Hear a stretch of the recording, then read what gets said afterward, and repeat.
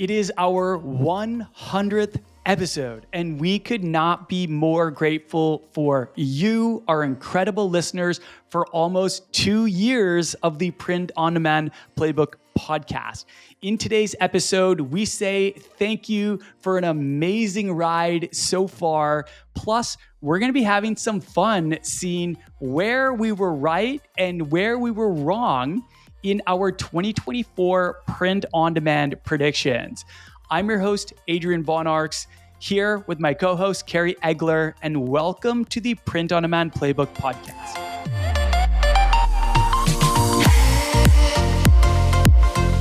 Welcome back to the Print on Demand Playbook podcast. We are so excited because it is episode 100, and we're excited to be with you today. And we're so thankful for this podcast, everything that we've kind of been able to do over the last few years and the relationships we've made with listeners. And we're just really grateful for this community. I want to first just give Adrian an opportunity, just anything you want to say, Adrian, episode 100. Congrats to you, my friend. Oh man, dude, mutual. The feeling is mutual. Congratulations to you, to us. You know, what's funny is that a lot of people would consider Kerry and I competitors. However, True. We are both very big believers in collaboration over competition. And we knew that if we joined forces for this podcast, that we could offer what we hope is insane amounts of value.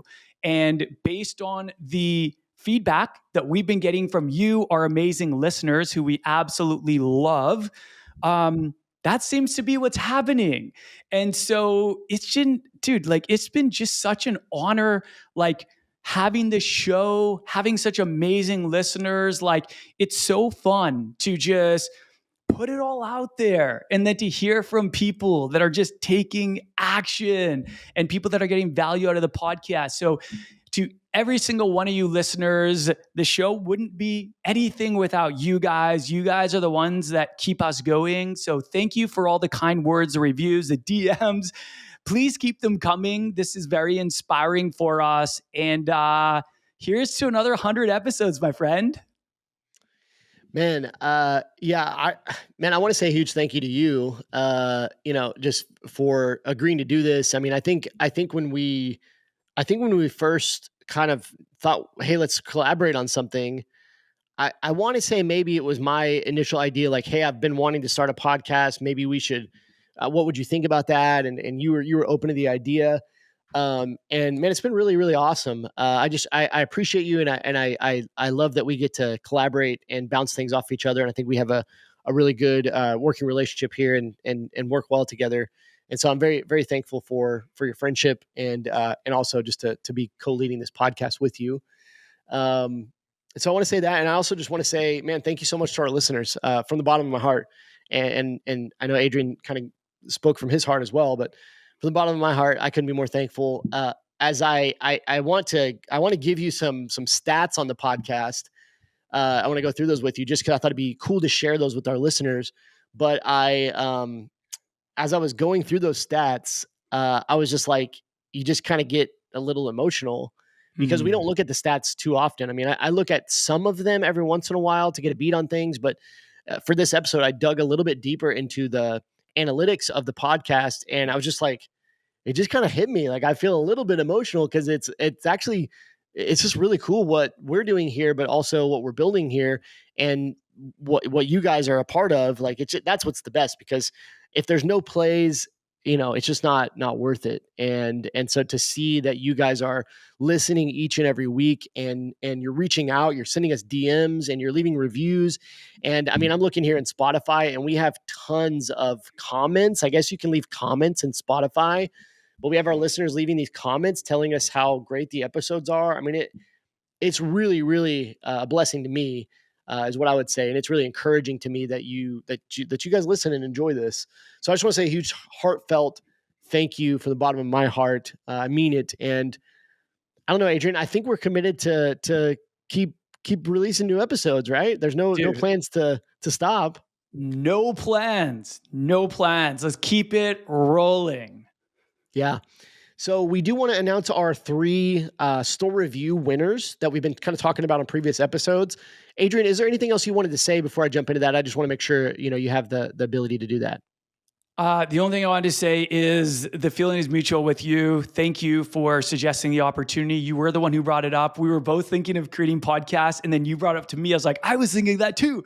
And then we were like, let's collaborate on one. And here Yeah. we are, 100 episodes later. So you, my friend, thank you as well. You bring so much value to this podcast. I feel like it wouldn't be the same if it were just me, and I don't know if you feel if it's just you, but Oh like, yeah. it's just so cool, like being able to come together as two coaches with kind of like their own strategies and come together and share ideas to help ambitious entrepreneurs just unlock more freedom in their life. That's what it's all about. That's what the mission is all about. So, yeah, man, I feel so blessed every day. Yeah, I think I still believe we can reach more people together than we can separate. And so Agreed. that's what it's all about.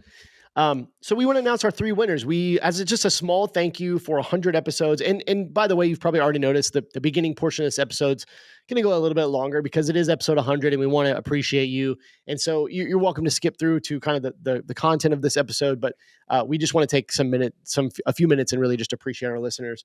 So I want to announce our three winners. We're giving away three store reviews. So what we're going to do is we're actually going to jump on, me and Adrian, and actually review three stores for three of our listeners. And what we did was the first three people that left us a review on the podcast. And I believe one of the other requirements was to reach out to us on Instagram or an email or something. But we've picked the three winners, and those three winners are Reed S., the Shirt Whisperer, and Miller 4802. Those were the names on the actual reviews. And so it's Reed S. Thank you for the review. Congratulations. The Shirt Whisperer. Thank you and congratulations. And Miller 4802. Thank you so much and congratulations. You've won a free store review from us. We do need to get your information. We actually don't know who these people are.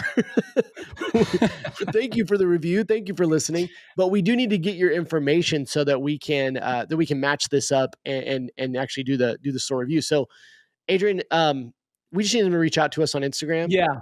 All you need to do to claim this, if you're one of these three people, just DM us. You can be one of us at Kerry Egler, at Ecom Legends Academy is me, or you can DM both of us. Let me know I am Reed S, or I am the Shirt Whisperer. I am Miller 4802.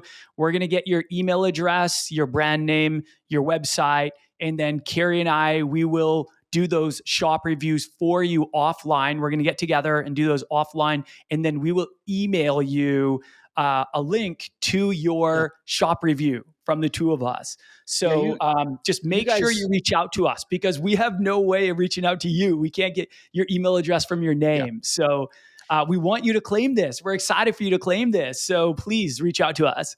Yeah, and you might have already sent us a message on Instagram. I think we've responded to all of those, if not I think so. most of those.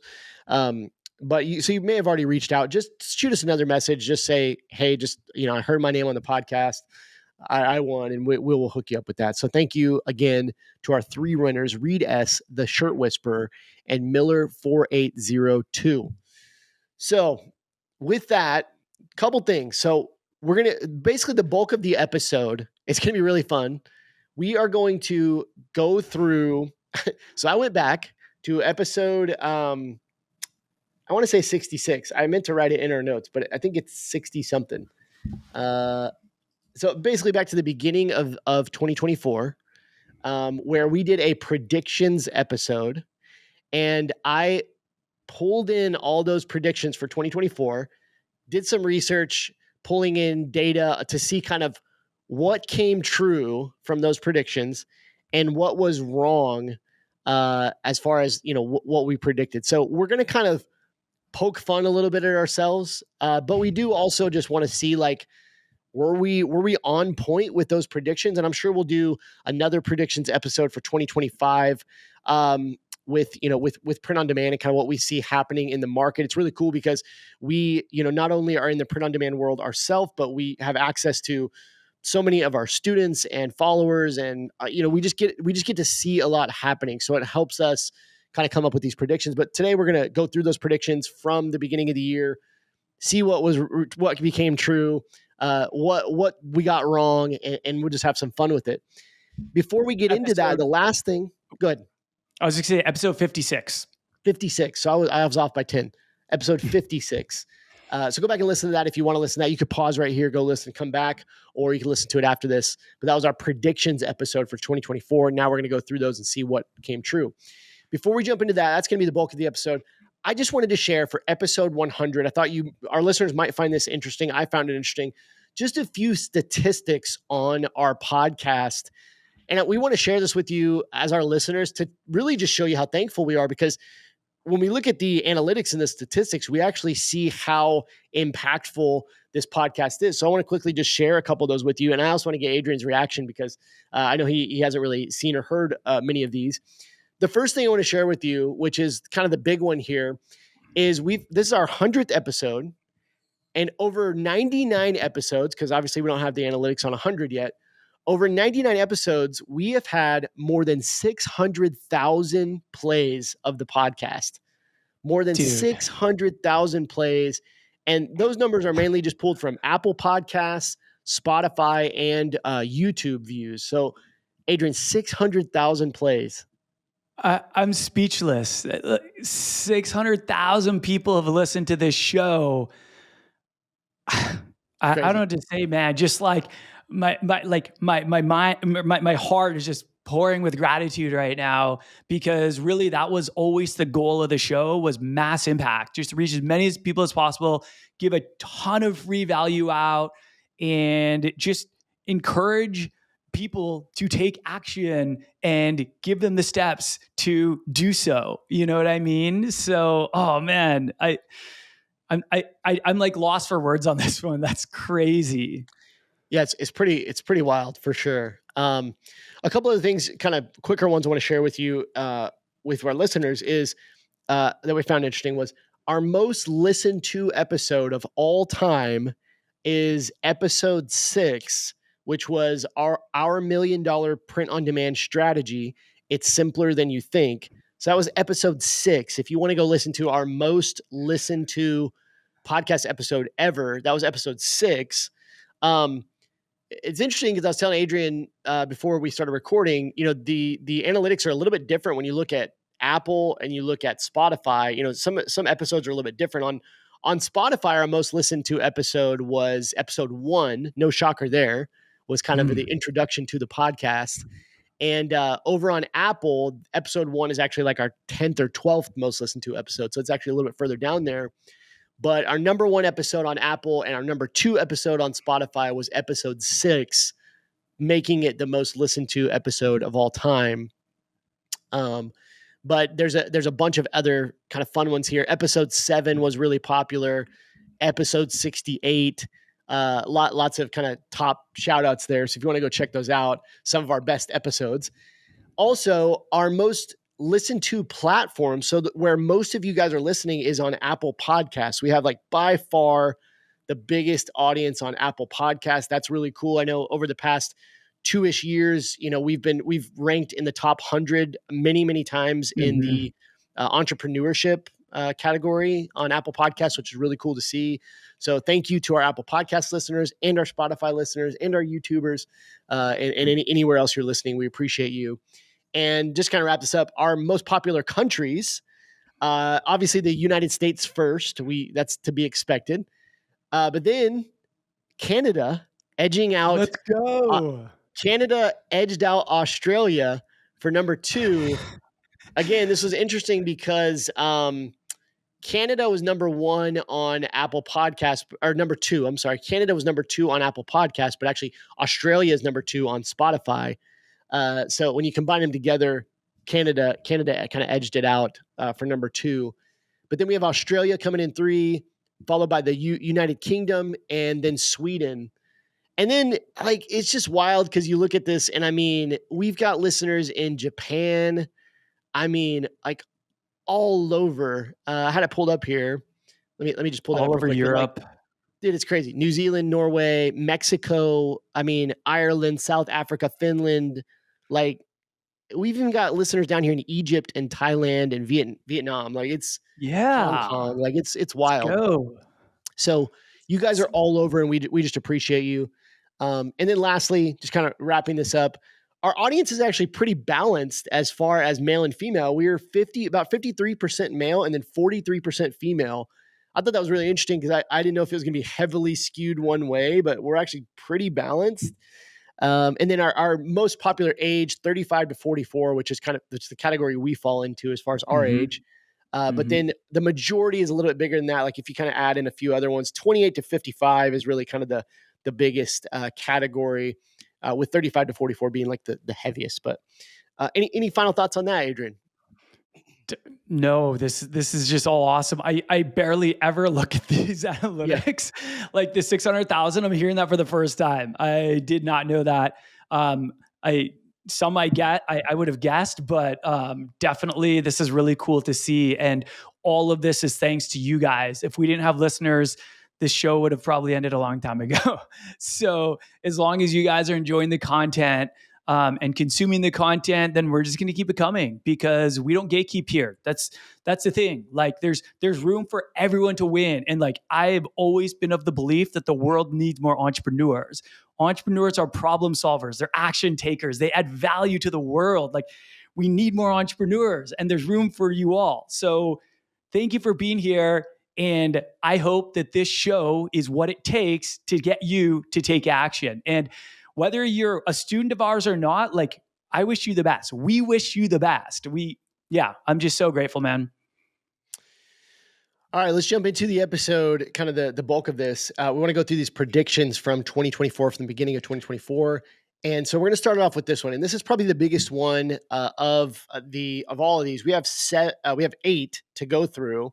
Some of these kind of smaller than other ones. This is probably the biggest one, which is just funny reading these, Adrian. As I went back through, like I'm just like, I don't know. It's just funny reading them because you see what kind of came true. You see, I think here's what I think. I think this next year when we do our predictions, we need to make a little bit bolder takes. Ooh, Like we need like a little bit spicier takes. So sure. let's start with the first one because this one's just not that spicy. Yeah, you're Print on right. demand will continue to grow. That was that was our first prediction. Yeah, I mean, pretty I mean, basic, it, pretty it could basic. it could be going down. I mean, I guess it could be, but we believe in the print on demand market. So here's what we said. Here's what we said at the beginning of the year. We said our first prediction: print on demand will continue to grow, and basically we said according to a report, the global print on demand industry was valued at $6.3 billion in 2022. Okay, so I grabbed some new numbers from 2023, which is a year newer, because we really don't have 2024 data to go off of yet. We usually don't get that until after the year's over. So first of all, I saw in kind of digging into some different reports, I saw that there was a projection that in 2023 that the print on demand market would grow to between 6.18 billion and 7.7 billion. So somewhere in that range, like about 6.2 billion to 7.7 billion was a projection I found for 2023. And then when I found the actual like what the market actually grew to in 2023 was, and we're just using internet data, so hopefully it's as accurate as we can get, basically. Do your own But due diligence. If yeah, if you don't believe the numbers, you can go check it out. yeah, 2023 market size. So again, we were using 2022 numbers in this earlier episode. 2023 market size, print on demand market global grew to 7.67 billion, which Dang, that's like really close. well, that's like the top of their prediction. You know what I mean? Like Yeah. it basically hit like as big as they could see it getting. Like the range was between 6.2 billion and 7.7 billion. It basically hit 7.7 billion, meaning Yeah, that's pretty it grew spot a lot. on. It grew a lot, right? Yeah. It went from about 6.3 billion in 2022, and the projection was that it would either go down a little bit to 6.2 or be between 6.2 to 7.7, and it went to 7.67 billion. So it grew pretty substantially. So I would say we were spot on, Adrian. We were on the money. Pretty easy prediction, but yeah, but technically, yes, we were spot on. Um, you know, true to our own strategies, we like to make database decisions. And by Yes. looking at the data, we were confident vouching for that number. We were vouching that it was going to grow because the data said it was going to grow. So we're no Nostradamus, but yeah, man, I'll take a bow. Like Yeah. that's awesome. I agree. It's not spicy enough, but Okay. So I do yeah, remember though. I do remember that, and as I looked at the notes, I do remember that I came in and looked at those notes, and I remember thinking, I want to add a couple more spicy takes, like in there, I just some remember like that. Yeah. some little minor ones. I was like, ooh, I want to add a few minor ones. So I added my own spicy take to this print on demand will continue to grow. This is where it gets interesting. And if we would have done this episode a week ago, if we would have done this That episode would a have week been ago, wild. if we would have done this episode a week ago, my prediction would have looked stupid. But I said, and in addition to print on demand will continue to grow, I said, I think we're going to see consolidation in the print on demand market, meaning some print on demands may shut their doors, or we may see mergers or acquisitions in the print on demand world. And lo and behold, we just got huge news. If you haven't heard of this, I believe it was, what is today? This, Yesterday, the day prior to us yeah. recording this. So yesterday, news broke. The two largest print on demand companies in the world, Printful and Printify, are merging. And like they're going to become one company. I believe I read that like the regulatory approval has already gone through. So this is pretty much a done deal. Like they've inked the deal. But this is Mhm. absolutely wild news. Like it's crazy news. And I wanted to incorporate that here because I was going through these predictions and I was like, I literally saw that I said that and I was like, what? Like, I don't know how I predicted that, but That's uh, wild. What insider information do you have, I Kerry? mean, I contacted my people. Got a lot of pull over there. Yeah. Um, but hope I didn't mute myself. You can still hear me. Yeah. Um, so what are your initial thoughts on this? Because do need to talk about this, right? Like Printful and Yeah. Printify are merging. I guess I was spot on. I don't know of any other mergers or acquisitions, but there's one here. What are your initial thoughts on this? I'm dude, like yes, that's only one, but it's the two biggest predominant companies in the Yeah. world. I am very optimistic about this. I hope that this is a step in the right direction and is in line with like the evolution of print on demand and just the creator economy as a whole. I think that this could do potentially really good things. I mean, hopefully it gives them more buying power, more leverage so that we can get production costs down across the board. I think it could potentially improve international shipping because they're expanding the network. It's going to grow the product selection even more. I mean, Printify alone has well over 900 products. And then you throw products that Printful has that Printify doesn't. And I mean, it's going to be a bigger product catalog. By joining teams, hopefully you get the best of both teams. This could help with a lot of things. Support. Printify has great support. Printful and Printify have great support, but Printful is really known for their support, like the live chat. So it could help with support. It could help with so many things, like reducing the shipping times. The list goes on. There's so much potential for this to be a good thing and a step in the right direction. Um, and that's what I'm hoping for. That's really what I'm hoping for. Yeah, I think it's really hard to predict at this point because I read a couple of the articles that came out on this. This is really big news. I mean, it doesn't get any bigger than this as far as in the print on demand world. And these are very big companies that have a lot of funding. And are billion-dollar companies, each of them. Um, there wasn't really a lot of details yet on like Mhm. what this actually means. One of the things I did see in there was that they are a lot of departments they will probably consolidate, and so some employees will be let go. Mm, I don't think that's necessarily like for us as merchants. I don't think that means that it's a bad thing. Just because you combine these two companies, you're not going to need all of the employees, right? Like there's going to be overlap. sure. You might need a bigger team to run both companies, but not you don't need two huge teams. Um, so that's kind of to be expected. But I have a few talking points here. Want to keep it somewhat brief, but I know, and I don't want to. I want to play devil's advocate a little bit, but I don't want to be too negative. I agree with you on most of these points. I do think there's some questions that have to be answered. And there could be some merchants that want to leave, these companies depending on what they do. So one of the kind of talking points questions I have is, does this create a monopoly and really lower the competition? Because what we've seen is there's hundreds of print on demand providers. There are a few kind of top print on demand providers, but really Printful and Printify have been the biggest, right? So it's not like Printful is merging with some lower level one, or Printify buying up, I don't know, name one like T something, T T launch, T T launch or SPOD or spring. whatever. I don't know. I don't I'm just thinking Yeah. of, like, it's not like them buying like a lower top 10, top 20, top 30 competitor. These are the two largest companies combining. And so in my eyes, that could potentially create a monopoly. And this could force other smaller print on demands to go out of business because they won't be able to compete anymore. Because, Mhm. like you said, this new company would have so much resources, so much funding, so much business that they can kind of run them out of town. I've seen this happen in other markets. I used to work in the cell phone market, and I worked in a retail store for a large cell phone company, and there was a merger, years ago that was like the FCC shot it down, but it was basically AT&T and I believe it was AT&T and Verizon.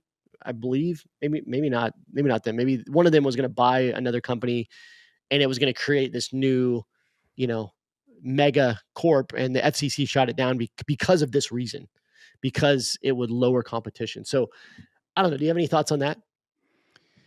I mean, you make a good point that that could Yeah. happen. Let's really hope that that doesn't Yeah. happen. I'm focused on how this can empower sellers to be very competitive, not only in the print on demand space, but also with online retailers, and even brick and mortars. So I think it's gonna create a lot of efficiencies in the brands. I hope that they take the best of each, because every print on demand company has its pros and its cons. Yeah. So my hope is that they take the best of each and they create a game changing system. And, you know, yeah, there's going to be some people that aren't going to like it. There's always like that's fine. And there are other places for those people to go. And you know what? Maybe the merging will open up a space for another company to really Yeah. glow up, like Yeah. really like become the alternative to them.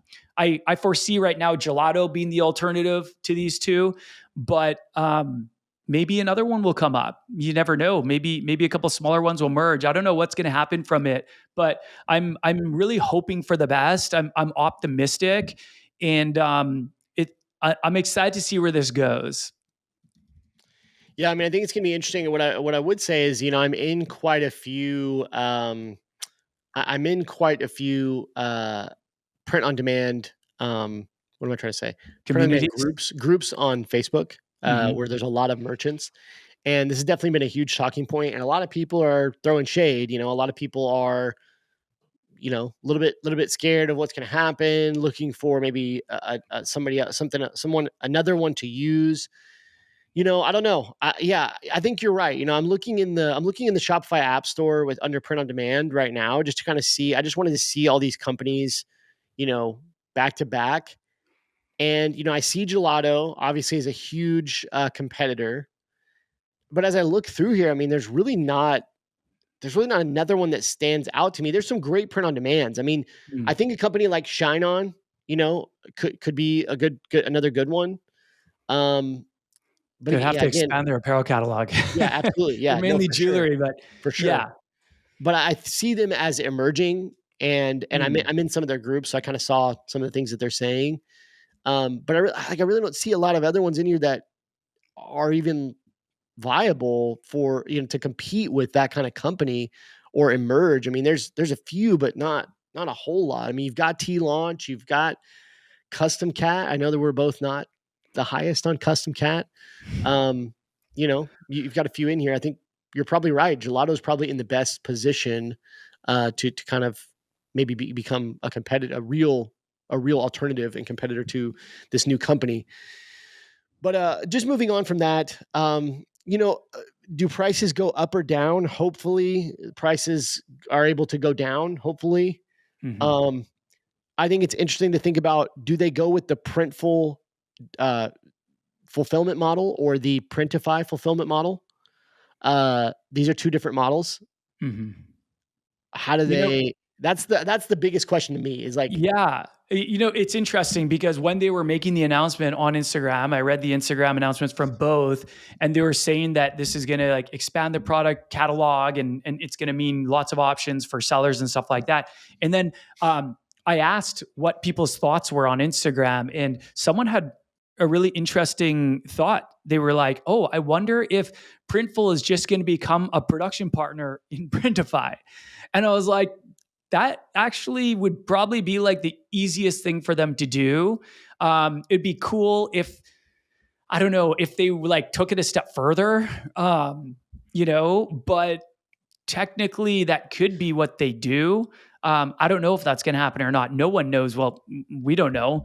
But that would be really interesting. You're right. Like, it's going to be interesting to see what this means for fulfillment. did you? I feel like I believe I saw that somewhere too. Somebody said something like that, which I didn't give that much credit. But now you're Mm, saying it, it makes a lot of sense. But I was curious. Did you see? Was there any indication? Generally, when there's a merger like this, generally it's not 50-50. It's not like we're actually merging. Usually, it's one side is actually buying the other side, and they tell the public we're merging. Did right. you? Was there any indication or anything that you saw that like what is Printify buying Printful or is Printful buying Printify or nothing? No, no, not really. I didn't get clarity on that. Like, I Yeah, read both statements and both were very similar. They weren't the same, but they were both yeah, very similar. And they just mentioned that they're merging. Um, I don't remember anyone saying they acquired the other one. yeah. Okay. And lastly, really the most important question here is: will they be called Printiful or Printfulify? So instead of Printful, will they be Oh called man. Printiful or Printfulify? Yeah, what is Um, the name gonna be? I don't I, know. And it's funny because Printify just did a total yeah, rebrand. they Like, did. just did a total rebrand recently. So, Yeah, I don't know. I don't know, Let man. us know your thoughts. My Shoot us a message Yeah, yeah. I'm curious to hear what other people think about this. I did hear some concerns for sure when I for asked sure. people. Some people were concerned that the quality consistency, the consistent quality could suffer. So Yeah, Printful is pretty well known for consistent quality.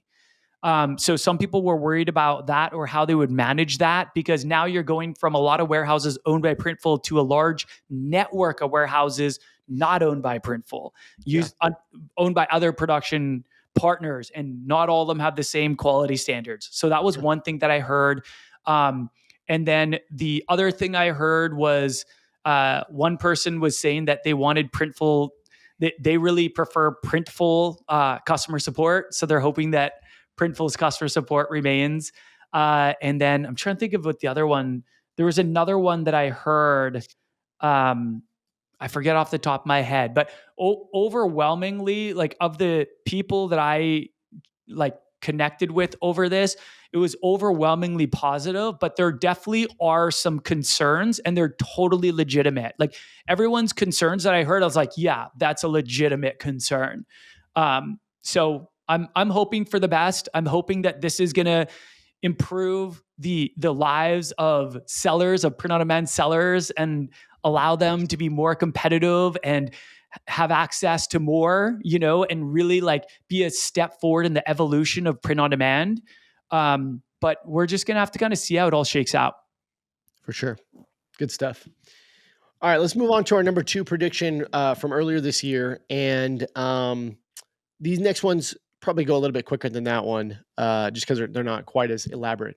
But our number two prediction was there will be a rise in non-apparel print-on-demand shops, and apparel shops will start experimenting with more non-apparel items.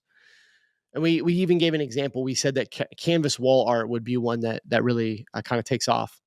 So this is a really hard one to to really like quantify like, okay, It is. is it happening? So here's what I did. I went and kind of searched around. We've done a number of episodes on like the best selling print on demand products. And that was one indication of like, okay, is our t-shirt still that kind of like dominating the number one spot? Or is any other products like threatening the t-shirt throne? It's debatable. I mean, my answer would be like t-shirts are still number one, apparel's still number one. It's still the most sold print on demand category. I think that this one's really debatable. Here's what I would say as like a pretty sure thing that I think. Even though t-shirts are still number one, I think a lot of brands are even within apparel, they're starting to sell different kinds of apparel and even different kinds of t-shirts.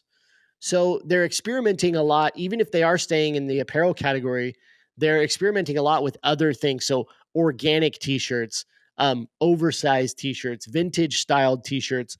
Um, what we've seen, one thing that we have seen for sure this year, but probably starting last year sometime, but really this year it's accelerated, is more styles being available of apparel in these print Mm. on demands. Like you can get so many different styles. Not only is there like 15, 20 different t-shirts, but then there's like tons of women's styles, from crop tops and these different things that are like a little more, a little more rare to find. Now they're becoming common. You're finding like sweatsuits and jackets and just like crazy stuff that you didn't used to see. And so what I would say is like within the apparel category, we're definitely seeing an expansion of higher quality apparel, more styles, different kinds. Um, and then I would say, just like from Adrian, I'm interested to hear your take on this, but I think I speak for both of us when I would say, in what we see with our students and just with like new brands starting, I am definitely seeing a lot more people starting up stores that are not focused solely on t-shirts or apparel. Like I'm Mhm. definitely seeing that firsthand, Yeah. but there's not a data point to say like, yes, this category of products is like dominating, t-shirts or apparel. But interested to get your thoughts on all those points. Yeah, I can second that about seeing apparel brands offer non-apparel products. You For have your sure. community, I have my community. So it's kind of like taking insights from two different communities. So definitely, I think there were quite a few people who were selling non-apparel products in their apparel store before we made this prediction. And there's still a lot of people doing it now. Yeah. So it is hard to know if that's grown or not, but definitely like there's a lot of people that are doing this, and I encourage people to do this. If apparel is your core product, it doesn't mean you have to be married to apparel. If someone likes something on a t-shirt or a sweatshirt, they'll likely also like it on a mug or something else, right? And there's a lot of great complementary products, non-apparel complementary products that just make so much sense. Like the first one that comes to mind, I'm just thinking the coffee niche here. Coffee mugs, Yeah. like let's say you create apparel for the coffee niche. Of course, you should be offering coffee mugs. Your ideal customer is a coffee lover, right? Not only that, you could take it a step further now because this year Printify introduced print on demand coffee. So you could have the apparel, you could have the mugs, and you could have the actual coffee they drink. That's just one thing. Another one that just comes to mind, fitness. Let's say you're in the fitness niche, you create apparel for fitness enthusiasts. Well, there's print on demand water bottles. There's other kind of fitness inspired products that are non-apparel. There's now supplements available, again, introduced by Printify this year, print on demand supplements, Yep. which could make a lot of sense in a niche like the fitness niche. So yeah, we encourage people to experiment. You never know what's going to hit for your customers. Yeah, I think we specifically named canvas wall art, and I definitely would Mhm. say wall art has Huge. shot up the list of best selling products. And then like you mentioned drinkware. Drinkware came to mind because I feel like drinkware has this like there's so many new products in the drinkware category that have kind of taken off. Yes. And we could go up and down the line. I mean, I think we've done numerous episodes that are kind of best selling products. So I'd encourage you. We've even done 2 or 3 this year, I think. So you could go back and see some of those episodes, listen to some of those episodes about some of the best selling products. And you could see what's in that top. But I would say for the, we were probably somewhat on this one. I wouldn't give us like a, perfectly on with this, but I would say most of it was pretty true in my research. Moving on to number 3. So our number 3 prediction from earlier this year was in 2024, we would see the use of AI tools by print-on-demand sellers would continue to grow as user adoption grows. So we just said that the print-on-demand community is going to embrace AI and is going to, use AI more and more, not going to reject it. I think at the beginning there was a lot more, I would say, of people pushing back on AI, and I feel like it has become more common, more common, and people are more accepting to it as more time goes on. And I think again, not to toot our own horn, but I think we were spot on this one. And the data that I have to back this up is that I can name 3 specific AI softwares that have specifically uh, catered to the print on demand and apparel community specifically. And that tells me that these software companies have demand from the print on demand community, that they're seeing that the users that are in print on demand are growing and they want to cater to that audience more. And so Kittl AI, right? The AI tools in Kittl are tailor made for us in print on demand. Like some of the features they put in there are specifically to cater to print on demand sellers. Ideogram, I mentioned in an earlier episode, I don't remember if it was here on the podcast or on YouTube, but Ideogram just put out their 2.0 version. And in the press release, they specifically mentioned print on demand, that they were creating features for print on demand creators and sellers. And so with some of the new features in their 2.0, such as like the design category where you can actually tell the software I want to create a graphic design. It's like specifically made for print on demand. And then I've talked a little bit about Recraft. Recraft is another AI software that is like the way they got started was creating this incredible mock-up software where you can create your own mock-ups out of any picture. Well, it'll make them look realistic like Placeit mock-ups, but with AI, like it's incredibly powerful. And so those are 3 examples of just like software moving towards print on demand, AI software telling us that print on demand sellers are using it more and wanting these new features. And I also just wanted to throw this out there. This is just kind of a weird data point, but throughout this year, I have seen so basically every week we get quite a few sponsorship and like requests from companies there where companies reach out to me and they say, hey, we want to sponsor a YouTube video or we want to, something, right? They want to collaborate on some content. And I've seen this, like, it's been really weird. Actually, I've seen a huge increase in these companies these software companies that are creating AI mock-up generators. And they're wanting to collaborate with me or do a sponsorship or something like that. And I have not worked with any of them because all of them I've looked at have been really bad. Like they just don't work. But right. I thought it was interesting to put on here just because I'm seeing like all of a sudden these AI softwares are popping up, again, catering to print on demand sellers. And I'm seeing them want to, work with me and do these different things, collaborations, and just telling me that there is a demand there that the more people and companies are trying to get a hold of the print on demand community. And this is showing me that AI tools for print on demand is a huge category that is growing. So Adrian, what are your thoughts on all of this? Yeah, man. It's so interesting to see how much AI has absolutely blown up in 2024. And I am all for anything that makes sellers' lives easier, that saves them time, makes them more money. Those are the goals. If anything that can do that, I do think that there are some good AI tools that can do that. I definitely think there's like AI fatigue happening because there's so many freaking AI products and a lot of them do very similar things. But I do think what I'm liking is that the core products that so many print on demand sellers use, like Kittl, like Canva, they are they're baking in AI.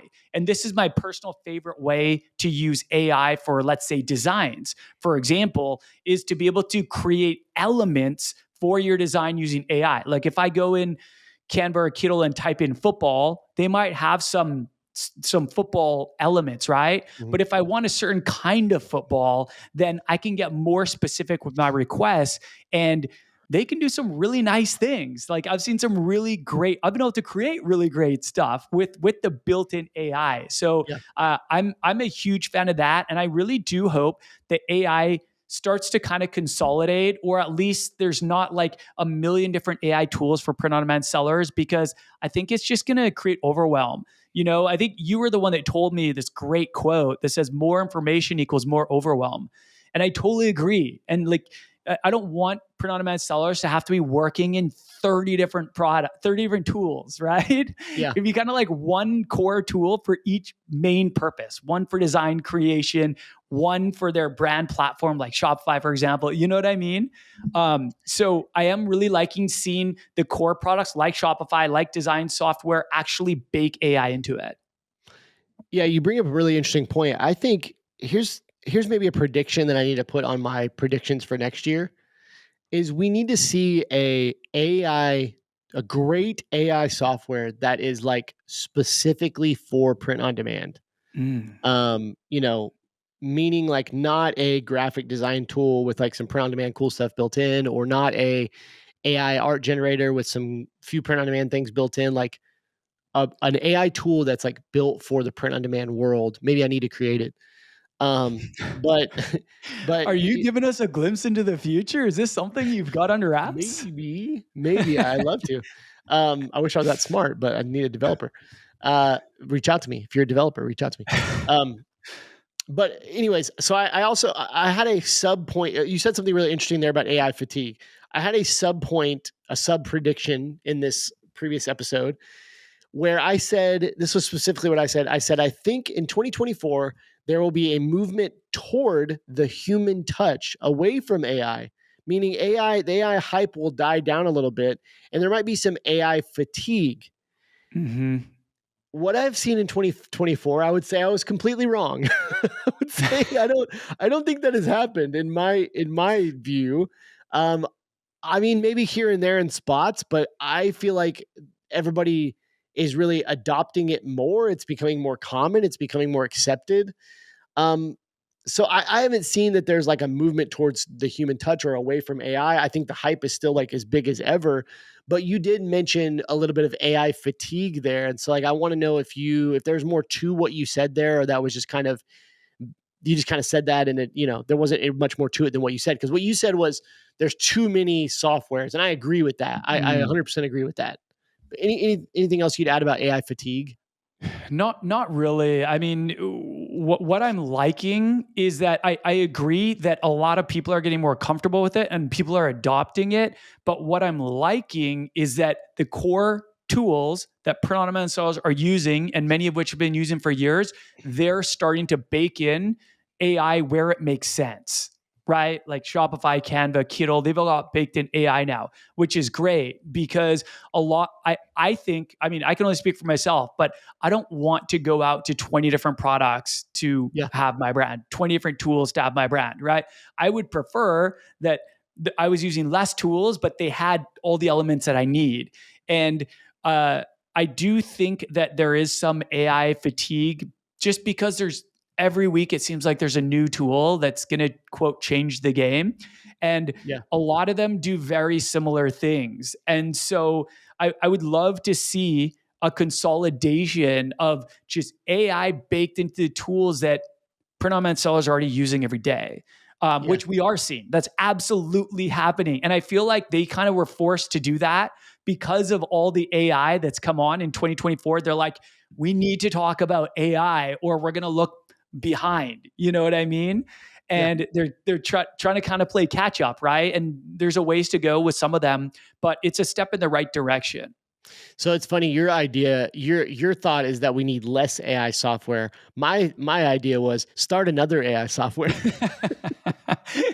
It's just I, I'm I just I kidding. worry I'm about kidding. AI fatigue. Like, you For talked sure. about there's going to be a movement toward the human touch. Maybe we're not there yet, but I absolutely think there's going to be a tipping point where people are just like, oh my God, another AI tool, really? Like, I would love to just, I don't know, like either have it baked in, or yes, have some more, movement towards the human touch. Like, AI will never replace human connection. Yeah. And as humans, we're wired for connection. We need it, we crave it, we want it. Right. And so I do think there'll always be the human element. I think AI is so great in so many ways, and it's definitely accelerating a lot of things and making life easier for a lot of sellers. However, I do think that people are going to start to get tired of all the different products out there. I think we're Uh, already getting there for sure. I feel like that already personally, because Yeah. there's always a new one. There's like 10 different design creation softwares. Like, really just find one good one that you're happy with and stick with that one. Like, you can do Yeah. that. You know what I mean? Yeah. Yeah. I'd say the verdict on this one, I think we were on, as far as there's more like print on demand sellers are using it more, and we're seeing softwares add these new things in. I Mm. would say AI fatigue, maybe not there yet, like you said. I was probably a little bit off on that. But we were pretty on this one. So the number four prediction from last year. Um, this one was an interesting one. I think this was more on your end, kind of one of your predictions, and so I'd love to get your thoughts on this. But we said that we would continue to see a rise in social commerce, and specifically, we would see that Facebook shops, Instagram shops, TikTok shops would continue to grow in popularity. Mm. More sellers would use it, more people would buy with it. It was very hard to find data on this. I was looking all around, like just trying to see, like, has it been growing? Like, what are we seeing? And there wasn't really a lot of conclusive data either way, really. That, like, I was looking to see, like, is it plateauing? Is it going down? Is it going up? It was really hard to say. One thing that I could see is that in the data is that the use of social media is still going up. Like, more people are continuing to adopt social media, get more comfortable with it, use it more. And I have a theory on this, which is, it's not really controversial. It's just, I think it just is what it is. Because, social media started, it's been what, 20 years now, about 20 years since Facebook like kind of first came out. It's been about 20 years. So, like, kids are growing up with social media now, meaning that, like, older people that never, like, there wasn't social media when they were kind of in their 30s, 40s, 50s, whatever. Like, they're not, maybe not adopting it as much, but like young people are growing up with it. So social media is a given. So I think what we're seeing is, you know, more young people growing up with social media, creating more people are becoming buyers and sellers because they've grown up with this. And like, so we're seeing the adoption and the use of it just go up, because as more time goes on and social media has been around for longer, you're just going to continue to have a larger percentage of people using it, because it's just more common and more accepted in their culture. So I think what we see is use of social media and shopping on social media is continuing to grow. And I think this is still driving, social commerce sales up, specifically Facebook shops, Instagram shops, TikTok shops. Mhm. Yeah. So, I mean, the data I could see would show that it is growing, but hard to get like a specific data point on shops specifically. What have you seen, Adrian? Yeah, so I've actually got a data point for you Oh, nice. that I'll share here. So I think that this will be pretty insightful for listeners. So this is coming from Overlow, and they say, according to recent research, the social commerce market size is expected to hit $1.3 trillion in 2023. So this is a little bit older, but like still pretty recent, exceeding the $1 trillion mark for the very first time. This would be a 30.8% increase from the previous year, when social commerce sales worldwide amounted to $958 billion.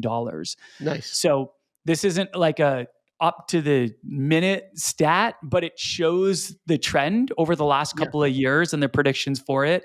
What I can say for sure is that TikTok Shop absolutely blew up this year. Nice. TikTok Shop has gotten massive. And what else is cool to see is that print on demand companies are even starting to directly integrate with social commerce, like Printify. You can integrate directly Printify and TikTok shops together. And they have products that can be fulfilled for TikTok shops. So that's one that's got really big. Still, my personal favorite, the one I'm by far the most bullish on, is Facebook and Instagram shops. I just think it's overall a more trusted platform. And it's where a lot of brands are built. Instagram and Facebook. I would say Instagram more, but you get a 2-for-1 because they're both owned by Meta.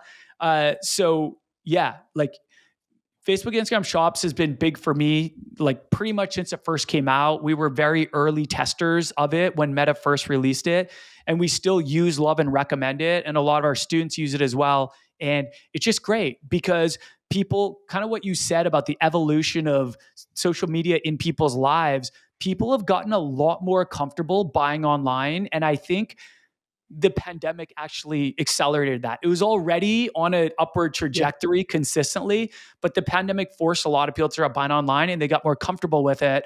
And now it's just kind of like normal. Like Yeah. in many cases, I prefer to shop online Oh, for in sure. many cases. So I think that, this is just meeting people where they're at. And so, yeah, this data here suggests that it's growing, and I would expect that to be accurate.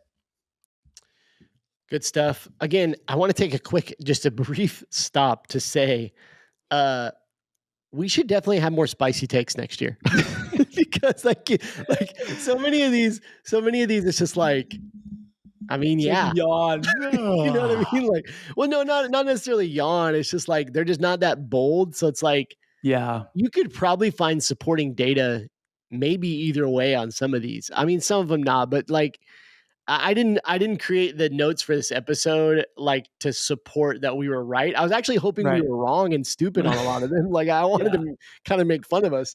But as I dug into it, I was like, well, I mean, yeah, like some of these. Anyway, so let's kind of rapid fire a few of these because some of these Sure. Let's go. don't need as much. Number 5, we said that design trends such as 70s, 80s, and 90s design styles will continue to be popular. And I would say, 100%. yeah, I would agree with it. They're still popular. I mean, do You're you agree?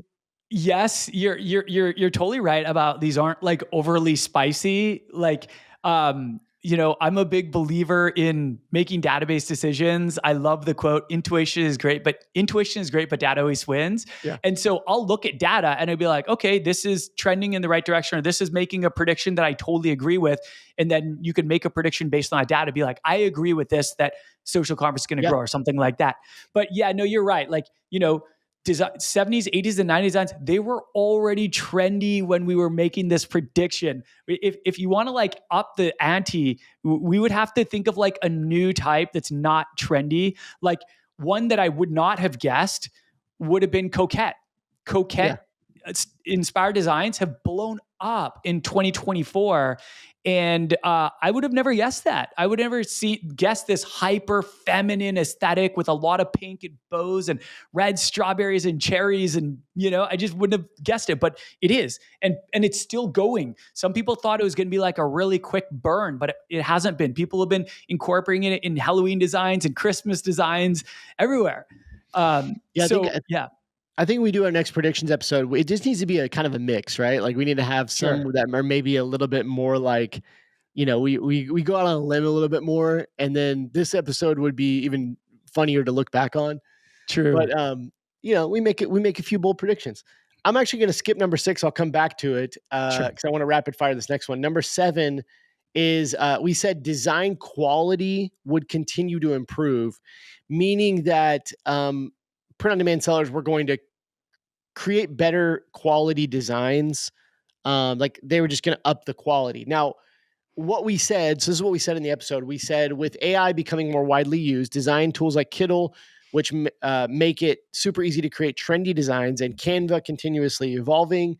I think we're going to see more brands evolve from just being graphic t-shirts with a slogan to hopping on more graphic design trends. I mean, so I would agree with this point. Where I would agree with it I would agree in the fact that AI designs have improved greatly this year. for sure, which enables more print on demand sellers to have better quality, more professional looking designs, easier, right? I would agree in that. I think where I would disagree a little bit, and actually you put this note in here, so I don't want to steal your thunder, is but that we said more sellers may jump on like more graphic design trends. I mean, maybe, but like simple designs still sell the best, right? And I'd love for you Yeah. to chat about that. Yeah, man. I mean, the data doesn't lie. We've talked about it multiple times. The Printify report, where they back this up, and they say that the number one selling designs are very simple designs with 1 to 2 graphic design elements. That's them looking at their data as one of the biggest print on demand companies in the world. 1 to 2 design elements. That's either purely text based or text with a simple secondary element, right? And that's definitely still the case. So yeah, like yes, it's easier now to create more visually appealing designs That's a because good like way to put you it. can use a template from Kittle, or you can use AI, or you can use a mix of a template and AI or Canva text plus AI, like to create the elements. There's so many different ways that you can go about this.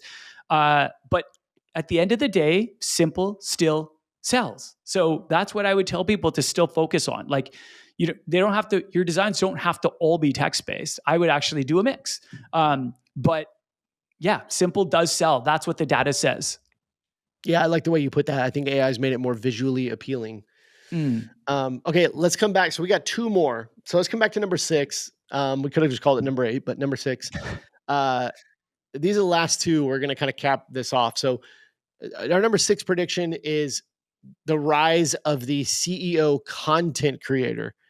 What we meant by this was that it's never been easier to create content.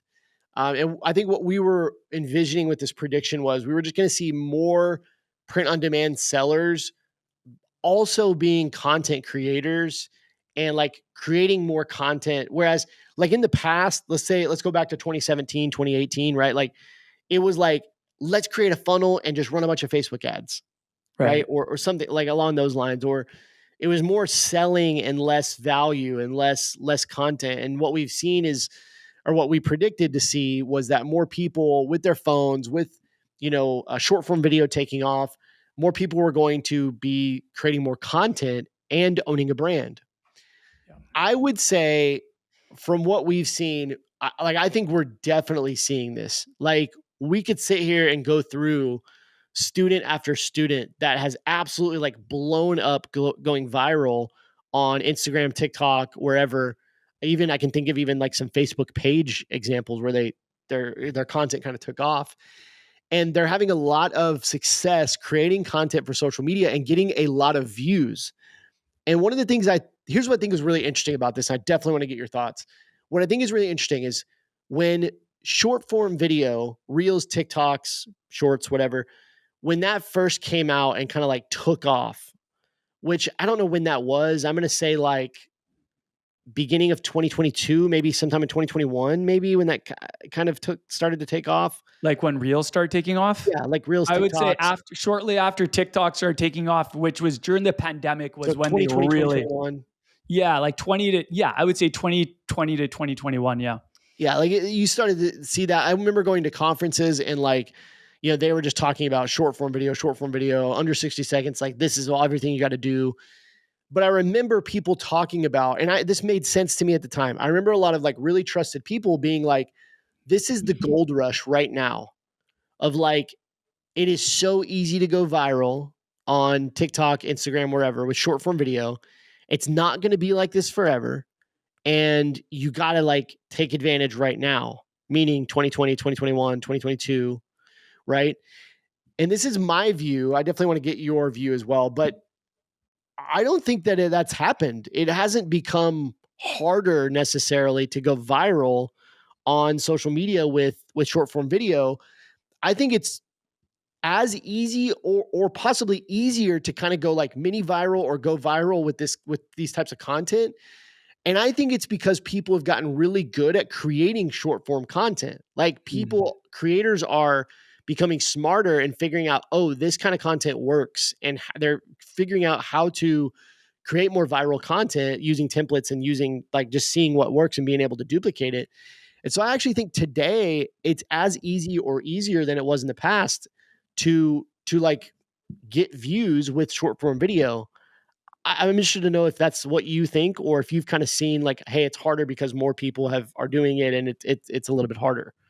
Yeah. So, oh man, this could be a whole episode. So, I'll try to like summarize my notes. But first of all, definitely when Reels first came out, it was way easier to go viral because Yeah, purely based on the inventory of content, there were yeah, so many fewer people creating Reels, right? And so it was so much easier to grow if you were an early adopter of Reels when they were really, really pushing it and there weren't a lot of people creating them yet. Yes. So I would say that there was like kind of like a gold rush period where it was a lot of creators and a lot of brands grew really faster in that time and they're just not growing at the same level. However, I do agree with you that like really it comes down to strategy. It comes down to strategy and I think more there are proven strategies to create engaging content that gets that gets engagement that yeah, people interact with, right? And I mean, like we teach these strategies, like there are these proven strategies, and I feel like more people are taking the time to actually learn those strategies. Before you had like the content creators who they did this for a living, and then you had the amateurs who were most people when they first started out, they had a camera and they were just creating really amateur stuff. And there was a huge gap in like the quality and the strategy and everything like that. But more small creators, new creators, small businesses, small brands, they're becoming really good at creating short form content and they're yeah. competing with the big creators now.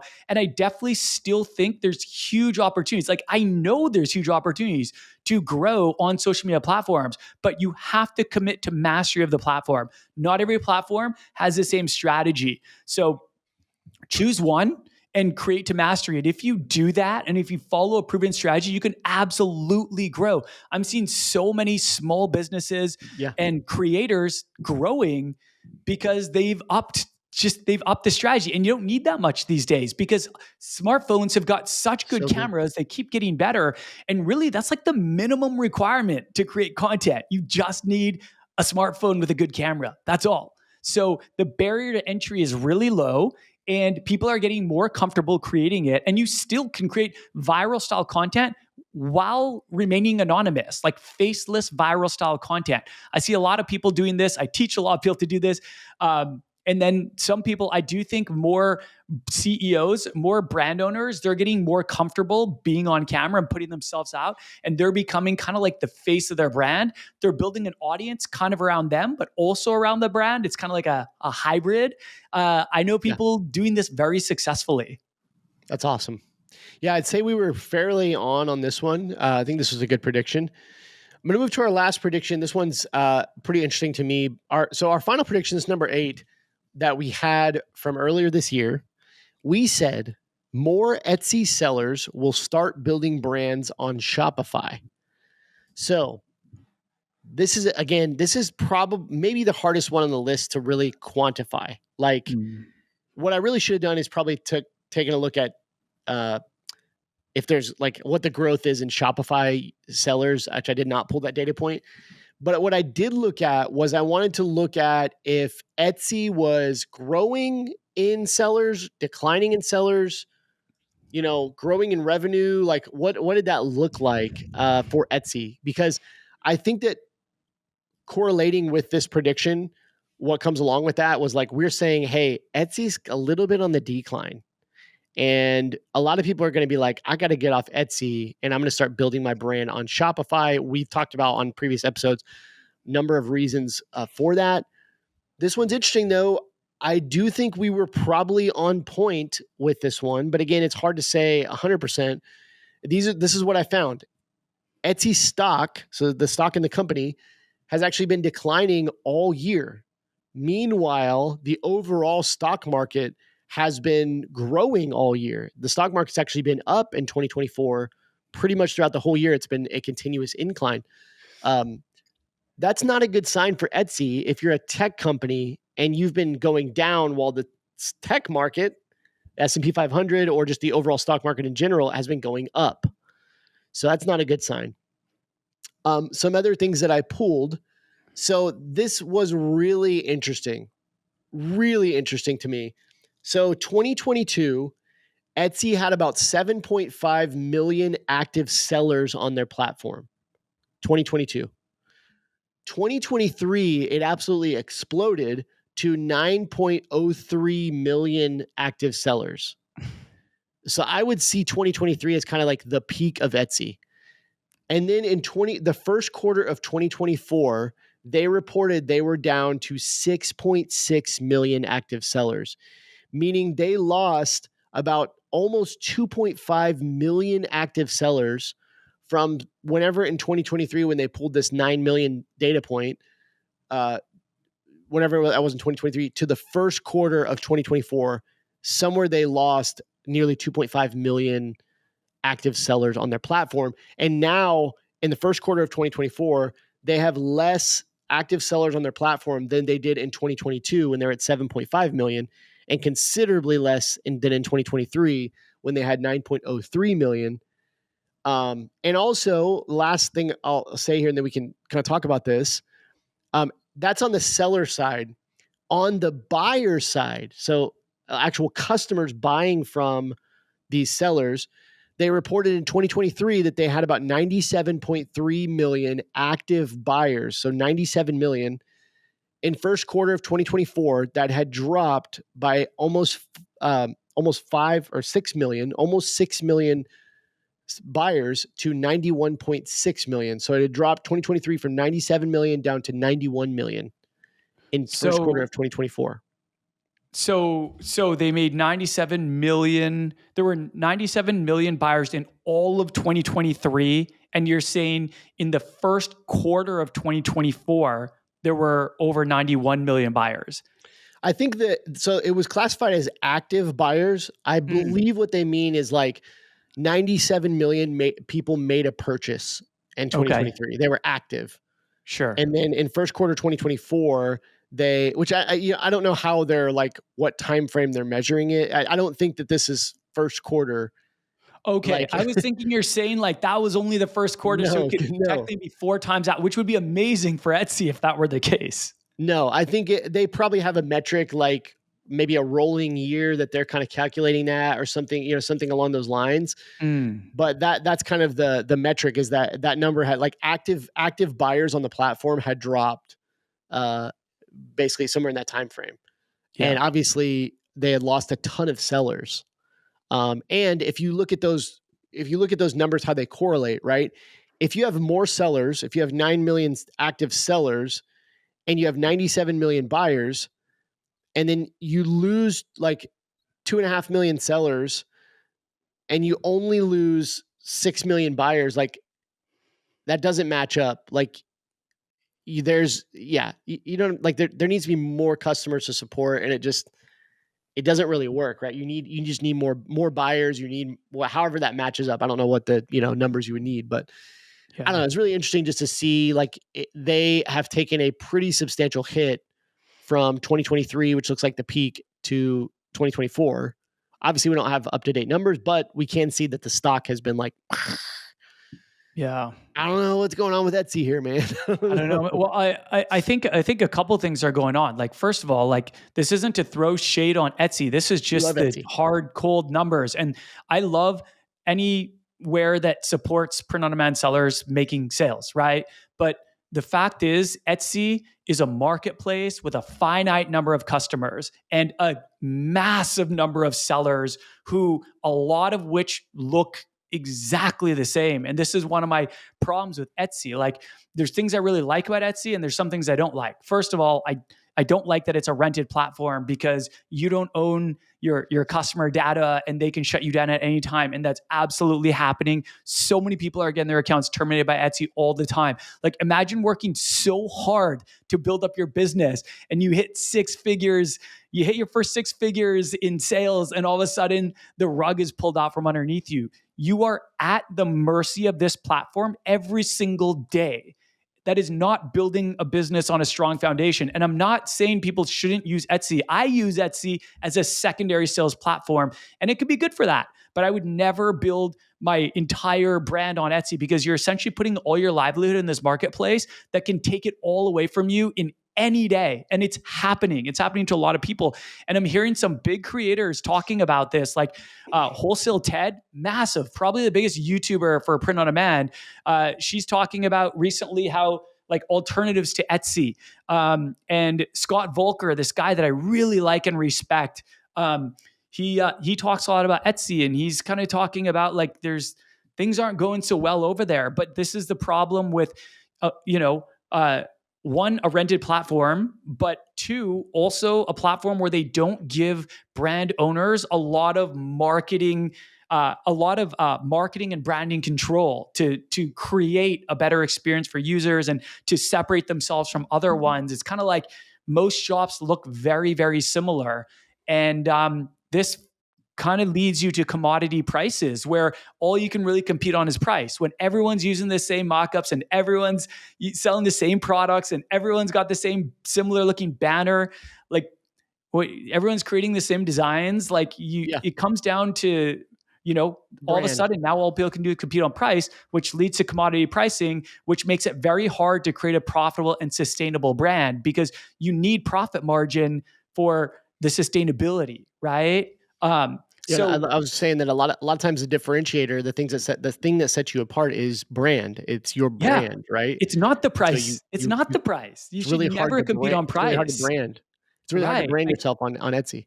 You have very little brand control. So it's very hard to stand out from every other Etsy seller. And I heard one of the creators, they were talking about how I think during the pandemic was Etsy's real rise. Like they absolutely exploded over the pandemic. And then what happened was a flood of sellers followed. And now we're just not seeing the same demand from buyers in there. But we have this huge number of sellers competing, kind of fighting for scraps, a lot of them, because and the thing that saddens me is that a lot of people, all they're doing is competing on price, which doesn't allow them to run any ads. It doesn't allow them to be on the offense for advertising. They're purely trying to do this without any social media, without any paid ads, and purely going with SEO as kind of like their main strategy. But everybody's doing that. Like everybody's doing the same strategy. And there's a finite number of buyers on that platform. And Etsy isn't doing a great job of bringing a lot more buyers. And now they're competing with people like Temu and other kind of marketplaces like that are just undercutting on price so much that it's not even profitable for a lot of print-on-demand sellers to compete with those platforms. So I love Etsy. If it's making people sales, great. However, I've always been of the belief that you are building your business on a house of cards if you're putting all your eggs in the Etsy basket, because you don't own that platform. You don't own that customer data, and they can take it away from you overnight. So I think people are getting worried about that risk. It's starting to become real for a lot of people. And I am seeing a lot of Etsy coaches now starting to start Shopify shops. And I think that's amazing. I think that's fantastic. I think we were probably pretty on this one. Kind of wrapping up these predictions. I mean, we had 8 predictions here. I would say we were probably spot on about half of them. The other half, we were kind of, you could make a case, 50-50. Yeah. But again, I'm going to come up with some spicy takes. We got a 2.0 version, man. 2025 version, spicier, more spice. More spice. But anything final you want to say? I want to say just a huge thank you to everyone for 100 episodes. Really cool. Maybe someday we'll get to 1,000 episodes. That'd be wild. Wait, would that be 20 more years? If we do so many more years. Am I doing that right? It's crazy. Yeah. Anyways, thank you for 100 episodes. It's been really cool, really fun. This is a fun episode. I think that wraps it up. Awesome. We love you guys. Thank you for being listeners. We'll see you in episode 101. See you next time.